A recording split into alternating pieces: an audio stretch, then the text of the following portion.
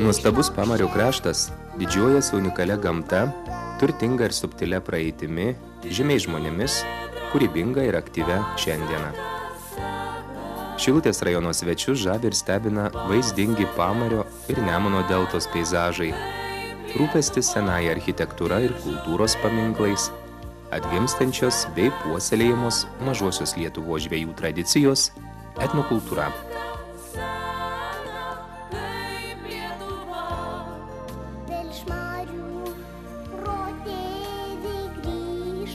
Šis rūpestis Pamario krašto istorija ir kultūra ryškiausiai atsispindi tradicinėse Šilutės miesto šventėse.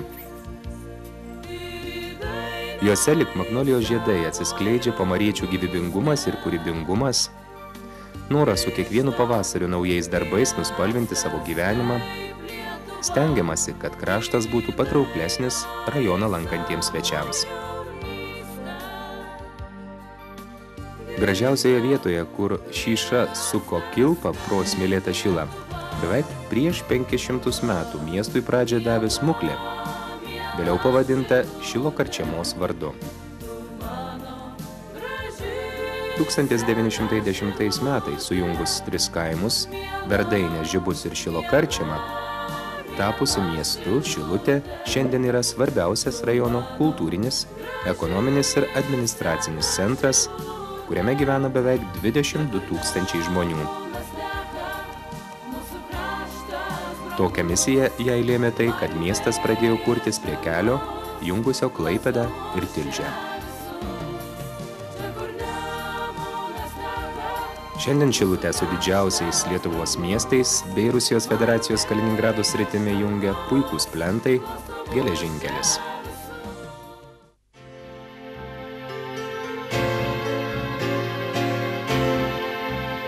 Vartant Šilutės miesto istorijos puslapius, iškyla daug ryškių asmenybių. Šilutė yra žymaus vokiečių rašytojo Hermano Zudermano gimtinė.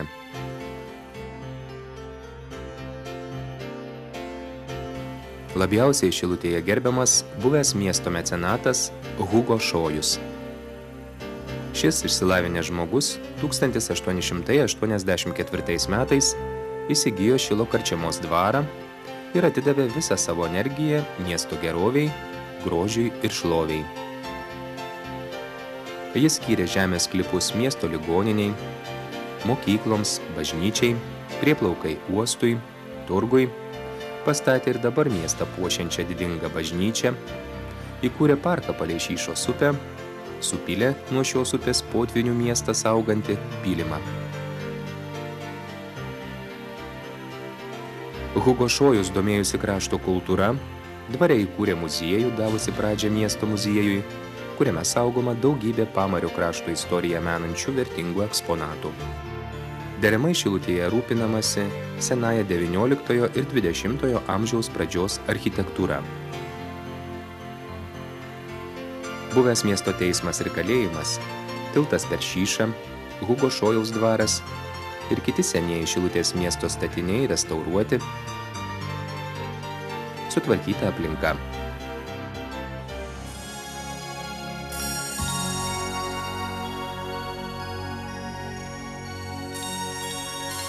Šilutės rajonas vadinamas Pamario kraštu, nes yra vakarinėje Lietuvos dalyje prie Kuršių marių. Didžiąją Šilutės rajono dalį užima Nemuno delta. Siekiant išsaugoti savitą Nemuno deltos kraštovaizdį ir gamtos vertybės, įsteigtas regioninis parkas. 28 000 hektarų plote yra 14 draustinių ir rezervatas. Nemuno deltos regioninis parkas svarbus geomorfologinę, hidrografinę, botaninę ir zoologinę vertę. Jis prieš 10 metų įtrauktas į Ramsaro konvencijos tarptautinės svarbos teritorijų sąrašą. Kuršių marios ir Nemunas formavo tvirtą rajono vakarinės dalies gyventojų būdą. Rusnės, Kintų, Borusnės, Uostadvario, Šturmų, Mingės, Ventės vietovių pavadinimai pirmiausia asocijuojasi su tuo, kad čia gyvena žvejai. Kiekvienas iš šių gyvenviečių ir miestelių turi savus išskirtinius bruožus. Rusnė tai didžiausia Lietuvoje sala ir viena iš seniausių žvejų gyvenviečių Nemuno deltoje. Vėjarodė Rusnės bažnyčios bokšte žyminė 1415 metus. Per atmatą nutiestas modernus tiltas ne visada gelbsti vietos gyventojus nuo pavasarinių potvinių, kurie kartais pridaro didelių rūpesčių rusniškiams ir aplinkinių kaimų gyventojams. Stipresnių potvinių metu užliejama per 40 000 hektarų pievų. Rusniškius nuo stichijos šėlsmų saugo pylimai. Per didžiuosius pavasario potvinius Rusnės ir apsemtų apylinkių gyventojams padeda specialios gelbėjimo ir aprūpinimo komandos. Potvinis tampa visos šalies rūpesčiu. Čia puoselėjamos senusios žvejų tradicijos. Restauruota etnografinė žvejo sodyba, kurioje vyksta tradiciniai klojimo teatrų festivaliai, etnografinių ansamblių koncertai. Pagal senus brėžinius pastatyta burinė Rusnė žvejų valtis.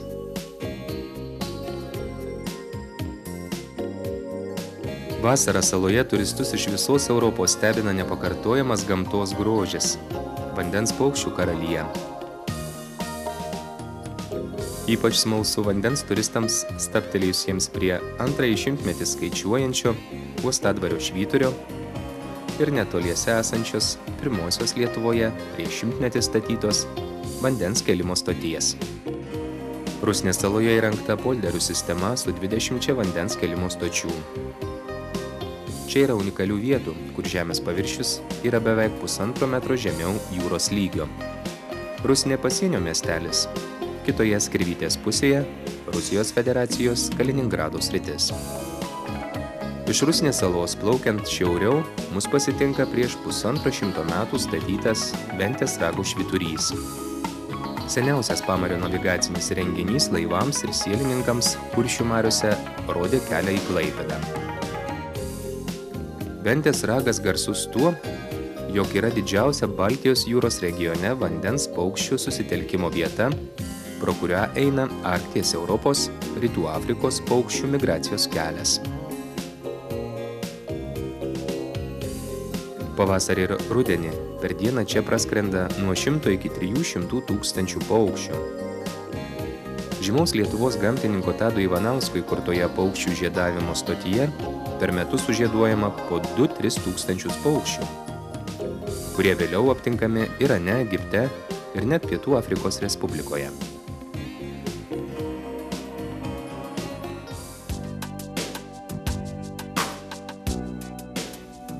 Važiuojant link Kintų, Kuršių marių pakrantėje įrengtose kaimo turizmo sodybose, turistai ir keliautojai gali pailsėti grožėdamiesi nuostabia gamta, pasiirstyti valtimis, meškerioti ar pamedžioti. Ventainės turizmo centras jau eilę metų sėkmingai priima svečius ne tik iš Lietuvos, bet ir iš užsienio. Čia vyksta tarptautiniai dailininkų plenerai. Šturmų kaimų uostelyje poilsiautojų laukia ekskursiniai laivai, kuriais galima pasižvalgyti po Kuršių marių pakrantės ar aplankyti Nidą ir Juodkrantę. Sena žvejų gyvenvietė Kintai taip pat tampa ramia kurortinė pamario vieta.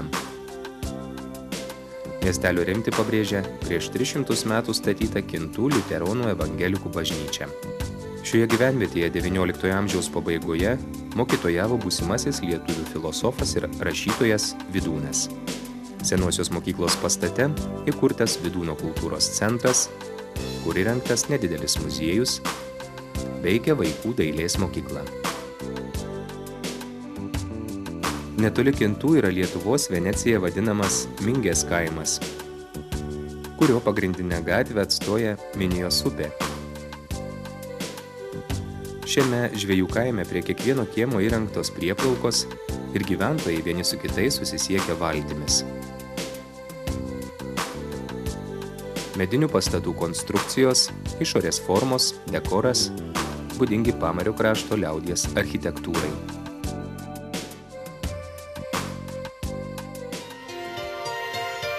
Nuo seno Šilutė, pati būdama mažosios Lietuvos dalimi, tarsi jungė šią Lietuvos dalį su didžiąja Lietuva. Garsiuosiuose Šilutės turguose susitikdavo liuteroniškojo tikėjimo būrai žvejai ir iš didžiosios Lietuvos atvykę žemaičių katalikai. Šiandien būriškąją ir žemaitiškąją Šilutės rajono dalis galima atskirti tik pagal architektūrą. Nors rytinė rajono dalis skiriasi gamtovaizdžiu ir vandenų kiekiu nuo vakarinės rajono dalies, tačiau istorinis, kultūrinis palikimas yra nemažiau vertingas. Ypač tuo išsiskiria Švėkšnos ir Žemaičių naumiesčio miesteliai. Švėkšnos miestelio panorama neįsivaizduojama be 75 metrų aukščio dvibokščio neogotikinio stiliaus Šventojo Apaštalo Jokūbo bažnyčios. Ji baigta statyti 1905 metais. Tai aukščiausias architektūros paminklas rajone. Originalus arkinis tiltas jungia bažnyčią su keliu į grafų Pliaterių dvarą ir parką. 18 amžiuje įkurtame parke įspūdinga Liepų alėja veda į išlikusią Genovaitės vilą. Retų veislių medžių ir augalų paūksmėje mėgsta ilsėtis ne tik Švėkšnos gyventojai. Įdomia ir turtinga grafų Pliaterių giminės istorija domisi miestelio svečiai, gražiose Švėkšnos apylinkėse poilsiaujantys Klaipėdos ir kitų Lietuvos miestų žmonės. Netoli Švėkšnos vaizdingoje vietoje Pliaterių statytame vandens malūne įrengtas viešbutis ir puikus restoranas. Jame nuo ankstyvo pavasario iki vėlyvo rudens ilsisi šalies bei užsienio turistai.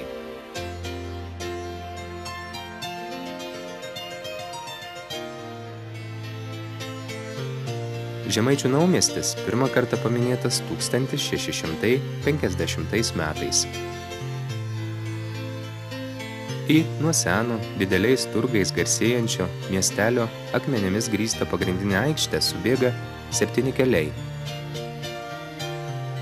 Beveik prieš 300 metų gautos prekybos privilegijos gajos ir šiandien. Reguliariai vykstantis turgus kiekvieną savaitę, lygiai atlaidus, sukviečia šimtus aplinkinių kaimų gyventojų. Į turgų prekiauti ir pirkti atvažiuojama ne tik iš kaimyninių rajonų, bet ir iš toliau. Nuo kalvos į Žemaičių naumiesčio miestelį žvelgia unikalios medinės architektūros 18 amžiaus Švento Arkangelo Mykolo bažnyčia. Netoli šio miestelio gimė ir užaugo pirmosios lietuviškos knygos autorius Martynas Mažvydas. Šilutės rajone užregistruota apie 150 kultūros bei istorinių paminklų. Kiekviena gyvenvietė ir netgi kiekvienas kaimas turi kažką savito, būdingo tik jam vienam. Pavyzdžiui, Degučiuose stovi unikali 1750 metais statyta, vienintelė Europoje trikampė medinė bažnytėlė su medinė varpinė bei koplytstulpis, būdinga sakraliniai lietuvių architektūrai. Viskas čia padaryta vietinių meistrų rankomis. Gražiame slėnyje, kur pradeda kelią Šyšos upė, įsikūręs Vainuto miestelis. Jo žmonės didžiuojasi, kad čia kurį laiką raštininko padėjėjų dirbo poetas, žymus lietuvių literatūros klasikas Antanas Baranauskas.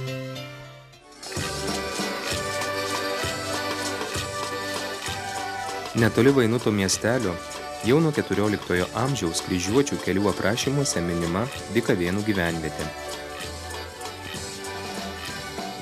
Nors Bikavėnai yra Šilutės rajono pakraštyje, tačiau tradiciniai kaimo kapelijų festivaliai čia būna ypatingai smagūs. Liuknaičių gyvenvietė žyme tapo po Antrojo pasaulinio karo, kai Lietuva nebebuvo skirstoma į mažąją ir didžiąją. Ji buvo suprojektuota ir pastatyta kaip pavyzdinio tarybinio ūkio centras. Šiandien gyvenvietė sėkmingai pritaikoma poilsiui bei turizmui. Juknaičių sveikatingumo komplekse yra visos šiuolaikinės sąlygos sveikatos atkūrimui, gydomajam poilsiui ir laisvalaikiui. Unikali Šilutės rajono gamta, patogi geografinė padėtis skatina dar efektyviau vystyti agroturizmą. Kasmet rajone daugėja poilsiaviečių, kurios krašto svečiams teikia europinio lygio paslaugas, plečia jų asortimentą, gerina aptarnavimo kokybę. Apie tai liudija nuolat didėjantis iš Europos šalių atvykstančių turistų ir poilsiautojų skaičius. Po kelerių metų Pamario krašto žmonės švęs Šilutės miesto 500 metų jubiliejų. Šilutiškiai pelnytai didžiuojasi savo miestu. Šiandien Šilutė – tai šiuolaikinis rajono administracinis centras, kuriame vyksta aktyvus ekonominis, kultūrinis, visuomeninis gyvenimas. Didelis dėmesys skiriamas jaunajai kartai. Rajone tuo rūpinasi 65 švietimo įstaigos. Aktyvi muziejų ir bibliotekų veikla, saviveikliniai meno kolektyvai. Šilutės rajonas žinomas ne tik kaip nuostabios gamtos kraštas. Lietuvoje ir kitose šalyse vertinami puikūs Šilutėje pagaminti baldai, visoje Europoje naudojamos Šilutės durpės, gardūs Šilutės rambyno sūriai.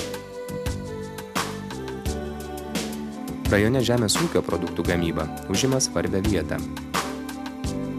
Ekologiška augalininkystės bei gyvulininkystės produkcija populiari ir sudaro nemažą rajono žmonių pajamų dalį. 5 rajono statybinės organizacijos, naudodamos pažangiausias technologijas, stato Respublikoje ir už jos ribų. Šilutės melioratoriai atliko hidrostatybos ir aplinkos tvarkymo darbus Kuršių nerijoje. Kas lankėsi Gražuolėje Nidoje, Juodkrantėje, Preiloje ar Pervalkoje, tikriausiai vaikščiojo šilutiškių sutvarkytomis ir nuo vandens erozijos apsaugotomis marių pakrantėmis.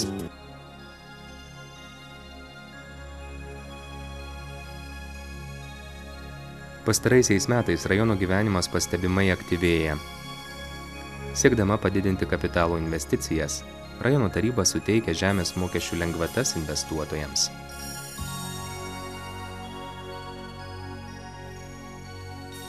Šilutės miestas glaudžiai bendradarbiauja su Švedijos Ljungby, Danijos Nakskovo, Vokietijos Emericho, Rusijos Slavsko, Lenkijos Ostrodos miestais. Šis bendradarbiavimas, pasikeitimas patirtimi Šilutei ir jos partneriams yra naudingas. Padeda efektyviau dirbti naujomis ekonominėmis sąlygomis. Galvodami apie ateitį, Pamario žmonės stengiasi, kad Šilutės rajonas kasmet taptų patrauklesnis, kad šiame nuostabaus grožio krašte trykštų gyvenimo džiaugsmas, kad jį aplankiusieji svečiai grįžtų namo kupini gerų įspūdžių ir vėl norėtų čia sugrįžti.